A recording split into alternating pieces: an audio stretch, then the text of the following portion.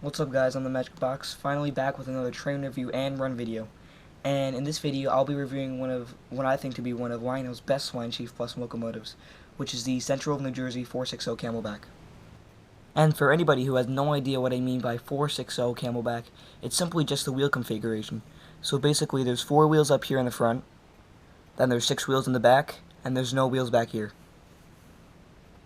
Okay everyone, as usual we will start with the front of the engine, and on the bottom we have a cow catcher right here and detail on the sides. We have a non-functioning coupler over here. It swings back and forth. Also we have detail on top of it. This moves up and down as well. Here I just zoomed in so you guys can see a little better. And I'll just move this up and down again for you guys in case you didn't see it. Alright, now behind this we have 2 grab irons. They extend all the way to the cab of the train, and behind that we have 2 grab irons as well, and some more detail behind that. Now above that we have a grab iron, we have the row plate number 777 sticking out, and above that we have 2 functioning headlamps, fully functioning headlamps. They glow a very nice green color when powered up, and I'll show you that later in the video. And of course in the middle we have the very bright headlamp, the powerful LED light. Alright, now moving on to the side of the engine, you can already start to notice all the detail that Lionel's put into this train. It truly is remarkable. Now, here we have the sand dome. We have the funnel, which produces fan-driven smoke. I'll show you that later in the video if you do not know what that is. We have the row plate number 777 on the side of the headlamp. We have a lot of detail over here. We have some coupling rods, very detailed and nice. And we have the cab in the middle with the row plate number 777. T-38 and CNJ in the left and right corners. Upon closer inspection on the cab, I zoomed in a little bit so you guys could see some more of the detail in case you missed it before. We have T-38 in the left corner and CNJ in the right corner. There's a small figurine in here. He's supposed to be the driver. And we have a little window right here. Unfortunately, these trains were eventually banned in the 1920s due to a lot of hazards for the drivers and the fire crew. It was said that metals could potentially fly up and hit the driver. And a look at the top of the cab, we have a small hatch here that opens and closes nice and smoothly.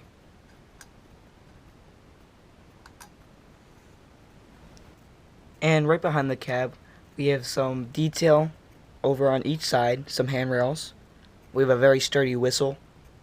And we have a little bell here. And right underneath it, if you can't see, there's a clapper. I thought it was pretty neat how they added that right here. And last but not least, for the back of the engine, there is not much to see because, like I said before, the cab is located in the center. But what we do have here is the flickering firebox, which of course only works when the train is powered up. We have grab irons on either side, and we have some small detail throughout. Now I'll be completely showcasing the train. Here is the left side of the train. Here is the top of the engine. And lastly, here is the right side of the train. And now, moving on to the tender of the Camelback, we have the very nice Jersey Central lines painted onto the side of the tender. We have highly detailed trucks, and we have steps on either side. And now for the back of the die-cast metal tender. We have a non-functioning backup lamp here, and it has the road number 777 on the other side. I'll show you that in a bit. We have the big road number 777 right here. We have some small lettering under that. We have a die-cast metal ladder here, and just like on the train, this swings up and down as well. We have grab irons on either side, here and here as well. And we have the electrocoupler, which of course only works when powered up, and I'll show you that later in the video. And now moving on to the front of the tender, we have coal here. We have grab irons on either side. And just small detail throughout. And on top of the tender, this hatch does not swing open, unlike the Trainmaster Command Control Camelback tender, where this does swing open to reveal some switches. And right here, we have the road number 777 on the other side of the backup lamp. Now here's the tender from the top completely. And here it is from the bottom. Now that I have completely reviewed both the train and the tender, it's time for the most exciting part of the review, which is to run the train on the tracks and listen to some of the coolest sounds the train has to offer. Now that the train is on the track, I'll plug in the track power supply and we'll take a look at all the cool features the train has to offer when powered up. Now that I have plugged in the power supply, you will hear some beeping coming from the tender of the train, and unfortunately there is no way to avoid that, and if you do not want to hear that while powering it up, just turn on the remote first and you will not be able to hear the beeping. Alright, now it's powered it up. We're just going to flick the switch right here on the side of the remote. And the train is immediately on. Here we'll listen to some crew talk first. Dispatcher here, please hold. Over. Copy that. Waiting for your signal. Out. Some more crew talk. Clear just complete, dispatcher. I clear to move? Over. Negative. Hold your position. Out. The whistle.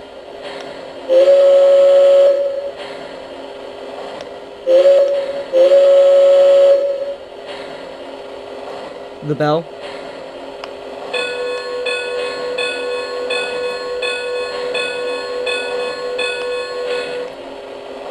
And some more crew talk. Dispatcher here, take the green. Over. I copy. Take it, dispatcher. Out. Here, if you can see it, here are the very nice green glowing headlamps that I referred to earlier in the video. Here is the flickering firebox. And here are the electric couplers. Now that I have gone over all of the features of the train when powered up, besides the fan-driven smoke, I will attach some cars to the train and roll it out. Now the cars have been attached and the train is ready to roll out. Dispatcher here, please hold. Over. Copy that. Waiting for your signal. Out.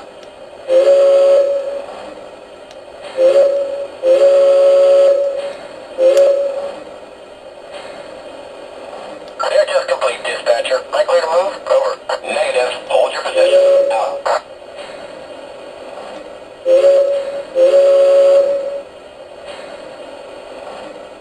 Dispatcher here. Take the green. Over. I copy. Take it, dispatcher. Out.